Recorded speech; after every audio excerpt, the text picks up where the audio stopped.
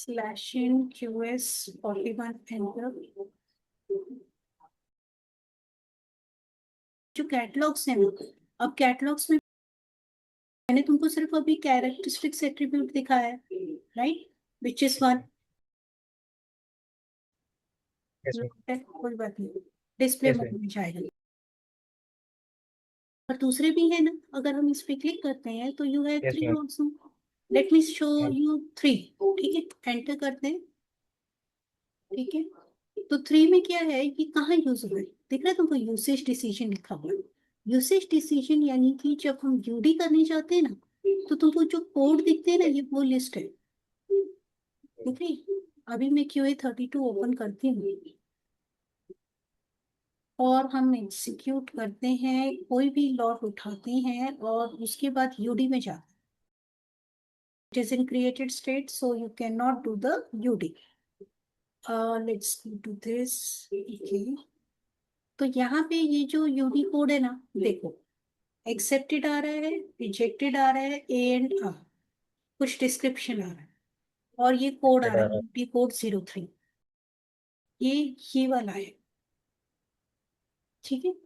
तो ये जो होते हैं ना, पहले हम अगेन यहाँ पे क्लाइंट लेवल के कोड्स बनाते हैं, फिर हम सिलेक्टेड सेट्स बनाते हैं। तो ये हमारा क्लाइंट लेवल पे बनाए गए कोड्स हैं, यूसेज डिसीजन को। अब अगर हम सिलेक्टेड सेट्स में जाएंगे, इसके सिर्फ दो ही चीजों के सिलेक्टेड सेट्स बनते हैं। QS एंटर, थ्री डाला, अब प्लांट स्पेसिफिक होगा, एंटर, कंटिन्यू करते हैं। अभी देखो वहां पे UD3 था, इसके उसमें जाएंगे कि जब हम यूडी में जा रहे हैं, क्या दिख रहा है, UD code 03, A and R accepted, rejected, right. और अगर हम यहाँ देखते हैं तो ये क्या है, UD03, A and R accepted, rejected. तो ये भी हम बनाते हैं, 1 और 3 के ही सेलेक्टेड सेट्स बनते हैं, ठीक है। कैरेक्टरिस्टिक्स एट्रीब्यूट और यूसेज डिसीजन, क्योंकि कैरेक्टरिस्टिक्स एट्रीब्यूट में हम वैल्यूएशन डालते हैं और डिफेक्ट क्लास डालते हैं, जबकि यूसेज डिसीजन में भी हम बहुत सारी चीजें एक्स्ट्रा डालते हैं, ठीक है। अभी इसके क्रिएशन मोड में जाते हैं कि वन में कैरेक्टरिस्टिक्स एट्रीब्यूट कोड है। सिमिलरली बाकी सारे भी हैं, कुछ चीजें जो हैं वो हम आगे यूज करने वाले हैं। फिलहाल तुमने ये देखा है, अभी तुमने ये भी देखा है। थ्री, थ्री हमारा कहाँ यूज होता है, जब हम यूडी करते हैं हाँ। टाइम पे यूज होता है, ठीक है।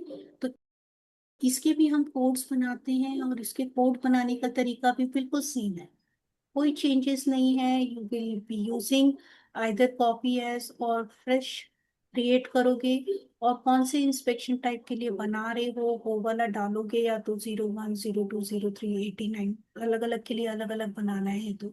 और उसके अंदर हमें कोड का डिस्क्रिप्शन वगैरह वो दोगे। ये बनाने के बाद हम QS51 में जाते हैं और हम प्लांट स्पेसिफिक्स यूसेज डिसीजन बनाते हैं। हाँ ये मैम। ध्यान रखो कि हमेशा हमारे जो सेलेक्टेड सेट्स होते हैं, सेलेक्टेड सेट्स सिर्फ 1 और 3 के बनते हैं, बाकी किसी के नहीं बनते, ठीक है। पर कोड ग्रुप सबके बनते हैं, सर। क्योंकि तुम जब यूडी करने जाते हो ना, तो तुमने मान लो ये सेलेक्ट किया, ये नीचे क्वालिटी स्कोर अपने आप आया, फॉलो अप एक्शन अपने आप आया। तो ये जो चीज है ना, ये कहाँ आती है, ये हमारे उस कोड में मेंटेन की जाती है, सेलेक्टेड सेट्स की, ठीक है। अभी अगर मान लो मैंने ये वाला ही सेलेक्ट किया, थ्री, एंटर करती हूँ, तो यहाँ देखो स्कोर आया ना, क्वालिटी स्कोर। वो स्कोर कहाँ से उठाया उसने, ये 100। जब मैं ए सेलेक्ट करूंगी तो क्वालिटी स्कोर 100 आएगा, आर सेलेक्ट करूंगी तो क्वालिटी स्कोर 1 आएगा, ठीक है। उसके बाद में कोई भी फॉलो अप एक्शन मेंटेन करना है कि नहीं, वो यहाँ पे से मेंटेन करते हैं। यहाँ तुमको दिख रहा है कि फॉलो अप एक्शन आया। तो ये हमने यहाँ पर मेंटेन किया।